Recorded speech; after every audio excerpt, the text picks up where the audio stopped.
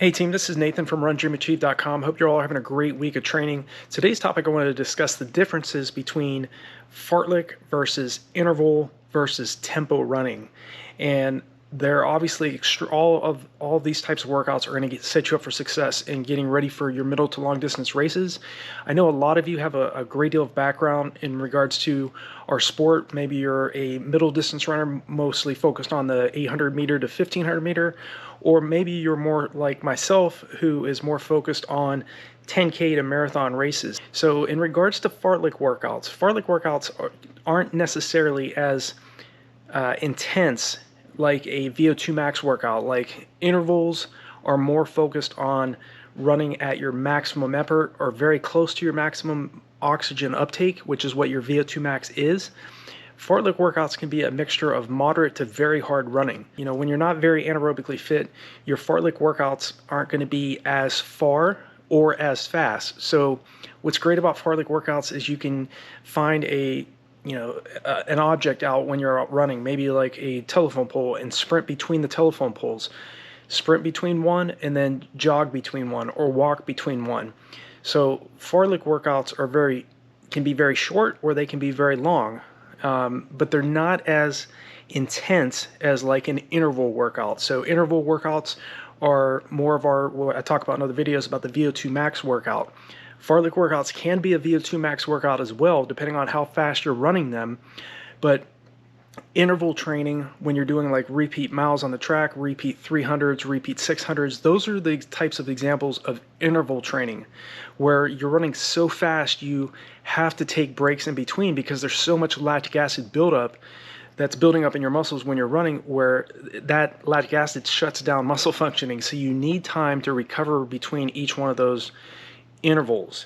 So that's the difference between fartlek running and doing intervals. Fartlek running, again, can be very, very hard, but they can also be moderate efforts. So, and you can mix it up too. Fartlek running can, you can do 30 minutes of 1 minute hard followed by 2 minutes easy, or 2 minutes hard followed by 1 minute easy. So in regards to intervals though, intervals are very, very fast. There are sprint workouts where you're either on the track or you're on the roads and you're doing repeat Ks or repeat 2 miles on the roads, or repetitions of 1 mile reps on the track.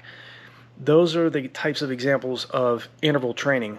So all of these, fartlek versus interval versus tempo running, all of those types of workouts are going to set you up for making that goal race pace that you're going after to feel easier, more in control, and you're going to be more motivated because you've done a mixture of VO2 max workouts, but you've also done tempo runs.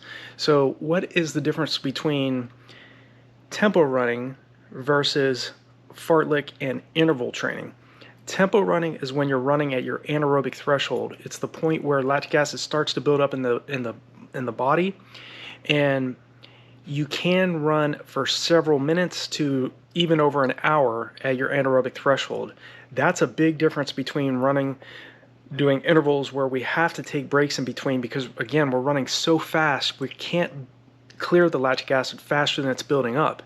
Whereas tempo running is you're training at your anaerobic threshold. And remember, we are going to be racing at our anaerobic threshold or our tempo effort when we're out running 5Ks, 10Ks, half marathons, or longer. So it's very important to start running for longer periods of time, training at your tempo effort.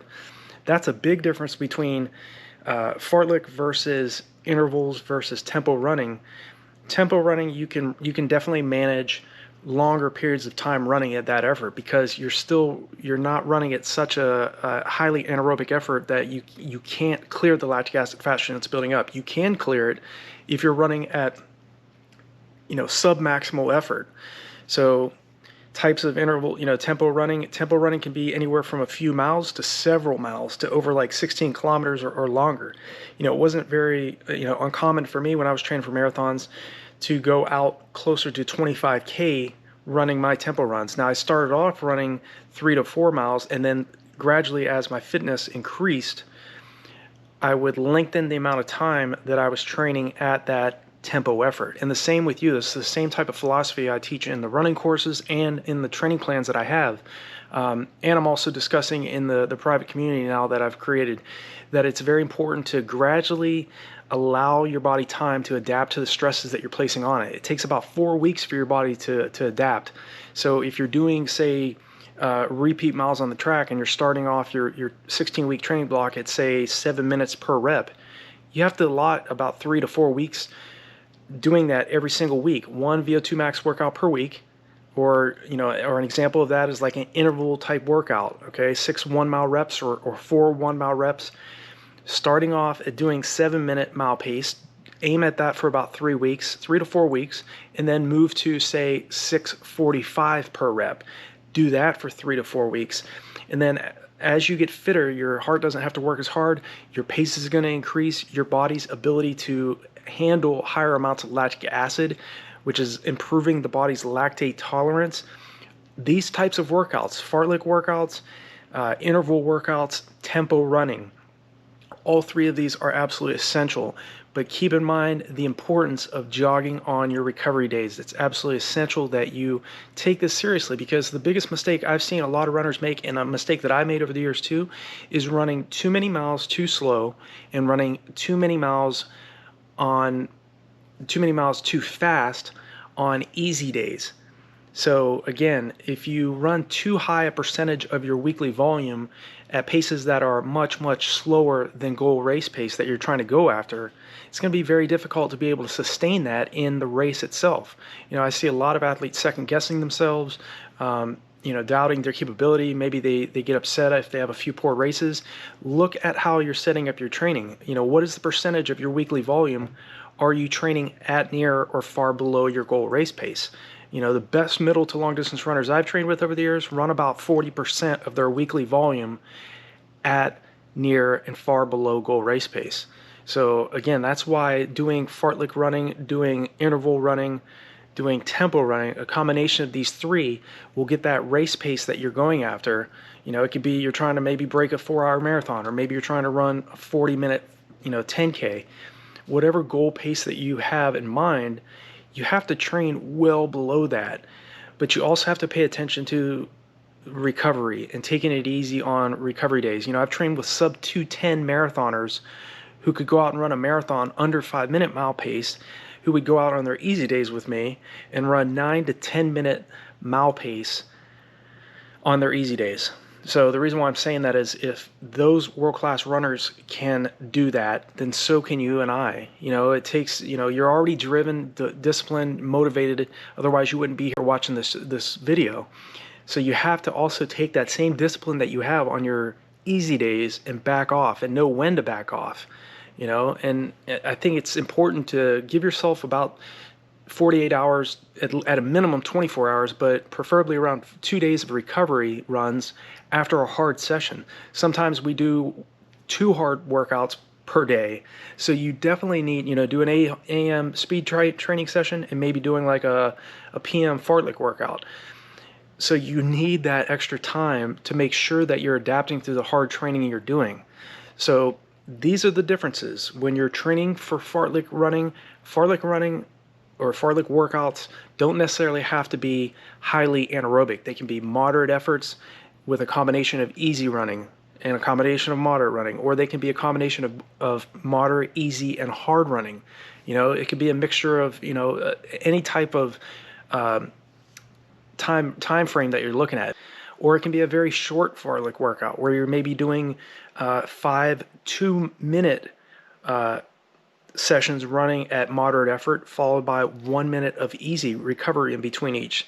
So again, fartlek can be not necessarily be a VO2 max workout. It's more a moderate to extremely hard workout. It just depends on how you use it. Intervals, we're focusing on improving aerobic capacity, running at our VO2 max effort, where we're running so fast, we're running much, much more aggressive than the pace that we're trying to aim for our races. Okay, so again, we can only spend a few seconds to a few minutes running at interval type efforts. So we have to have a few minutes of rest in between each one of those repetitions, even if we're extremely fit, because we're running at such high intensities, we're building up so much lactic acid. You have to back off, give yourself time, get your heart rate back down to about 120 beats per minute before you start attacking the next interval. So that's a good kind of indicator, give you a guesstimate of when you need to start the next interval, is when your heart rate gets back down to 120.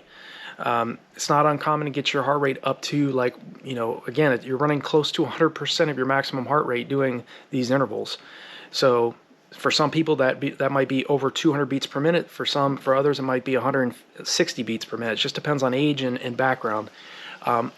Whereas with tempo running, we run for several minutes. You can run for anywhere from a few minutes to over an hour at tempo effort. So I hope this video was helpful for you. If you have any other questions, feel free to leave me a comment below this video.